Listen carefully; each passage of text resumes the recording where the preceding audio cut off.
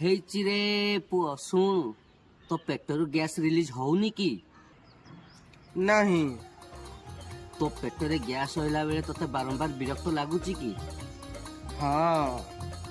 ତ ଆଜି ତୋ ପାଇଁ ଗୋଟେ ରେସିପି ହେଇଛି ରେ ପୁଅ ଦେଖେ ଆଉ ଶିଖି। ସର୍ବପ୍ରଥମେ କଅଁଳିଆ କଅଁଳିଆ ମୂଳା ପତ୍ର ଟିକେ ନବୁ, ତାକୁ ନେଇକି ଧୋଇକି ମାଡ଼ି ବସିକି କାଟିଦବୁ। ତାପରେ ପୁଣି ବାଗେଇକିନି ମାଡ଼ି ବସିକିନି ସେ ନାହିଁ ନାହିଁ କରୁଥିବ, ସିଧା ଛୁରୀ ଲଗେଇକିନି ଚୁନି ଚୁନି କରିଦବୁ, ବୁଝିଲୁ କି?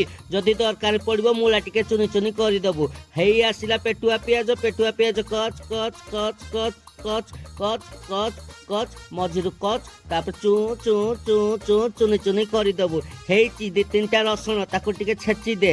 ବାସ୍ ଏଇ ଖୁଣି ତ ରେଡି। ବସିଲା କଡେଇ, ପଡିଲା ସୋରିଷ ତେଲ, ତା ଭିତରୁ ସୋରିଷ ଟିକେ ପେଲ, 2-3ଟା ଶୁଖିଲା ଲଙ୍କା ପେଲ, ତାପରେ ତ ପିଆଜ ପେଲେଇକିନି କଟର କଟର କଟର କଟର ଭାଜି ଦିଅ, ବୁଝିଲ କି?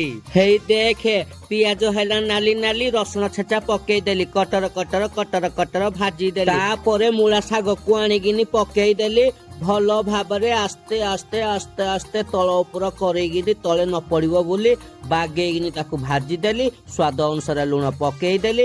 ପୁଣି କଟର କଟର ଆସ୍ତେ ଆସ୍ତେ କରିକିନି ଭାଜି ଭୁଜା ଦେଲି। ଘୋଡୁଣି ଗୋଟେ ଦେଇଦେଲି। ତାପରେ ରେଡି ଆମର ଶାଗ ମୂଳା। ତାକୁ ଭାତରେ ଇମିତି ଗୁଳେଇକିନି ଗେଫିଦେ ଅଧଘଣ୍ଟେ ଖଣ୍ଡେ ନାଚିଦେ। ତାପରେ ପେଟକୁ ବାଡେଇକିନି ଓକେ ବୋଲି କହ।